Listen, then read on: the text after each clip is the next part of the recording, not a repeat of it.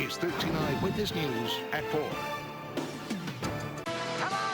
In today's Rodeo Roundup, it's almost auction time for the Grand Champion steers. Yeah, we're talking about the best of the best. It's like Top Gun out there. We're going to meet a teen from Crosby who's now headed for the Grand Champion with his steer, and Deborah Wrigley is at Reliance Center with more. Hi, Deborah. Hi, Alona. To give you an idea of just how stiff this competition is, this is Cha-Ching, owned by this young lady from North Texas.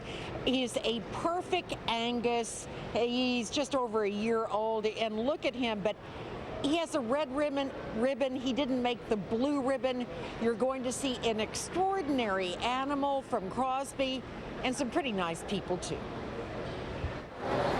He's 17 months old, a beautifully marked black and white Simmental, and he is Clay Stevens' pride and joy. Sometimes he wants to play, and sometimes he gets a little annoyed. Sometimes, but when a 1,300-pound steer wants to play with you, and he kind of slams up against the wall, How do you play with him? He plays with me. I don't play with him.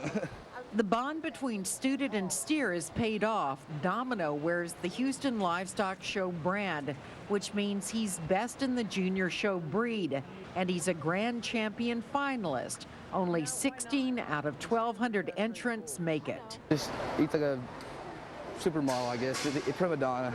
Is he? He is. He thinks he is. Stevens has been aiming for the prize ring since third grade, his father before him. Until now, no blue ribbons in the barn. Domino has broken the losing streak. It was extremely emotional yesterday, and it will be again tonight. You know, if nothing else happens, we've had a great ride, and it's made family memories that'll last a lifetime. Certainly for Clay, whose planned education at Texas A&M will be paid for in part by Domino in the price he brings. But for Mom Melody Stevens, it's bittersweet. Usually we'll get, choked up when it's time to say goodbye to him, but we know that's part of the process. And then there's another one usually that comes in right behind it. So if you start over again, there's really not much break.